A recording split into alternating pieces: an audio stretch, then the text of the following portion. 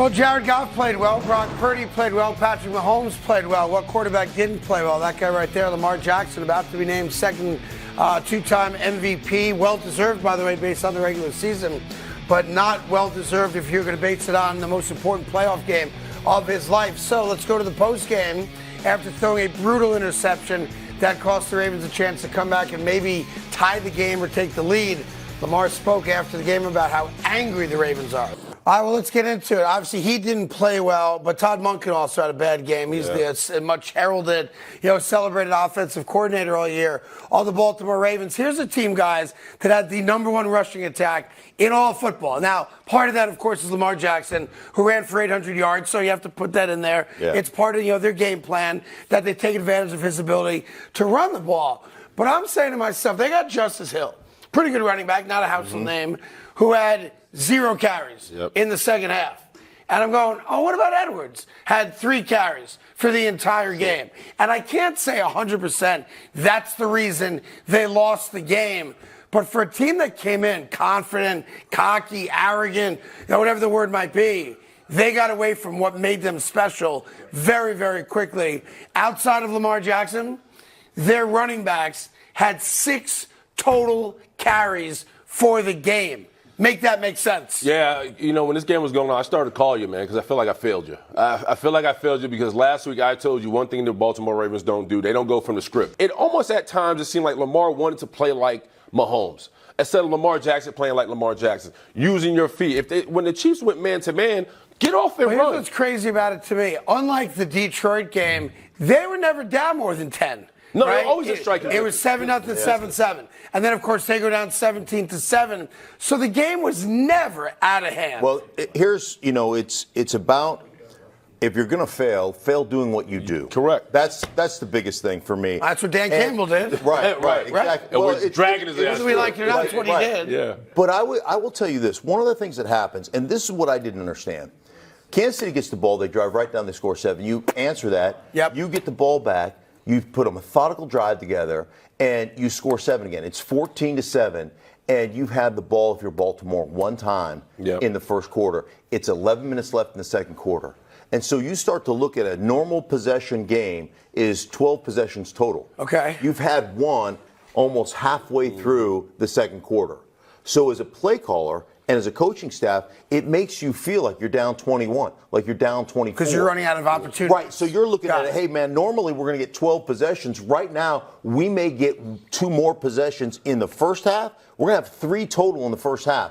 That means, right, if things go well and they're going to get the ball to open it up, that means we're probably going to get 5 more possessions. Yeah. So we're going to have 8 possessions at best. So you start to feel like, well, we got to score. We got to change what we do because Mahomes is on the other sideline. And so you get out of, from a mentality standpoint, what you're built on, the way you've been built. No, like the hardest thing to defend is that read zone where you can hand it to Edwards, you can keep it on the edge. You have, when you suck that in, that little drift route behind it for the RPO game, all this stuff that they're impossible to defend on, and you get the quarterback run where you get numbers because he's a runner at that point. You've got all those things. You didn't do it. And you basically put Lamar in a place to fail. Like, don't be surprised when you ask a guy, put a guy in a position to fail when he fails. Well, because you're the dumbass to put him in that position. I will say this, though. The worst play of the game was the pass deep into the end zone in triple coverage. That got intercepted. We'll talk about Zay Flowers in a second, but this pass is on Lamar Jackson. That ain't Todd Monken. That ain't anybody else. I know Likely raised his hand like he was open, and he wasn't open. I thought it was pass interference as well. That being said, it was a bad pass. He threw the ball down the middle of the field into 1-2 triple coverage. Whether, even if Likely is able to bat the ball down and they take a deep breath, woo, we got away with that one. That's a bad decision by the league MVP. Right, you got a guy that's 6'6", is a tight end. You put that up at the very back of the end zone, and he either gets it or it goes out of bounds, one or the other. But that was a woefully underthrown ball. He had protection, and that's what you do to Lamar. You say, hey, if you're going to beat us, you're going to beat us playing our game. Right? It's the old, hey, make the guy play left-handed. We're gonna like mush rush you. Even if we get a free runner, we're gonna settle down so that we can basically constrict it. And one of the things about Lamar, as a drop back guy, you'll see him often. When things get restricted, he doesn't keep his eyes down. He starts to look at the rush. Where's my escape lane? And Romo said it during the telecast. You get Lamar Jackson moving east and west, that's when he becomes average. Now, when he goes north and you got a wide open field, he can slice you up. So that was I'm one glad of you the brought that interception because that was clearly a huge mistake that cost them the game. But they did this weird thing where they got away from the run. They're the best running team in football the entire season. Yeah. Completely abandoned that. But they kept going downfield. They kept trying to try these deep balls. And Lamar Jackson overthrew the first one. Overthrew the second one. Outside of that Flowers one, they were not successful. Look at this. 10-plus yards. I'm not talking 20-plus yards. 3 for 11. With 1 interception and a touchdown. Even the missed throw to OBJ in the end zone, he pushed that a little inside. That's a touchdown. OBJ damn near had to dive out of bounds to try to get that. So there was miscues all over. No, they weren't on the same page. Lamar Jackson did not play very well. Then you have your best offensive player, Zay Flowers, who's an immature knucklehead in the game. After you get the gift where he's wide open on the left side and probably should have scored, but doesn't and gets down to about the 9-yard line. Taunting. And then he decides you're down 10 in an AFC Championship game. Well, let me stand over the guy and spin the ball on his head, right, and get a 15-yard penalty so they don't get a touchdown on that drive. And then, of course, I mean, look, Zay Flowers is trying to make a play. Yeah. You excuse that all day, every day. That wasn't a bad mental play. It wasn't a physical problem. He dove out for the goal line, and it was a Snead. Just made a great play in punching the ball out. Yeah, but the kid gets jackass of the day. Let's be one of them. Like the taunting, right? And obviously, we have to have the conversation we don't want to have because I'm bored by it. The old legacy conversation. Because it's one thing to be a 2-time MVP. There are not a lot of those guys. Very small fraternity.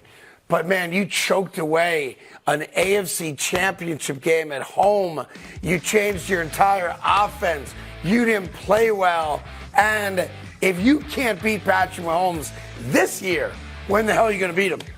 I don't know, and I think you're right, Craig. And it hurt my heart to see Lamar go out like that in the second half. You talk about the interception, you talk about missed throws. You know, it was 10 minutes left in that game where he had a chance to be the hero for the Baltimore Ravens, and he just flat out just didn't deliver. That's why they didn't want to give him the money this past offseason, because maybe they knew. Can't trust him in a big spot. Because I'll tell you this, if his name, if I could give him a name change, if his name was Josh Allen, guess what we're all saying? Can't trust Josh Allen. He giveth and he taketh away. Right. Loser.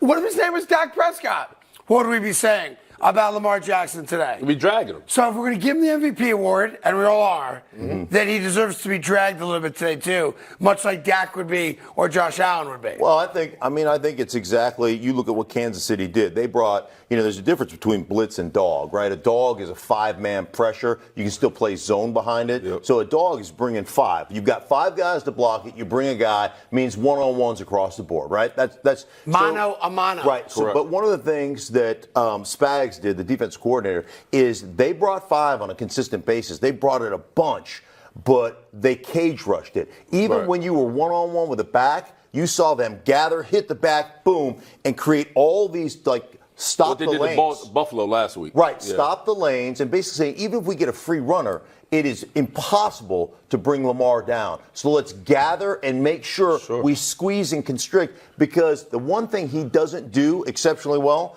is throw layered routes from the pocket, right? He's he is so good at one-on-one coverage because he gets it all the time because of the way they run the football, and he's so good at attacking that, not only throwing the ball, but running around and escaping, and all of a sudden you take that away from him. That's his strength. So we just learned something very valuable on this show. When it comes to man-on-man action, we squeeze, we constrict, and we layer. But boom. But that's what's so frustrating about them getting.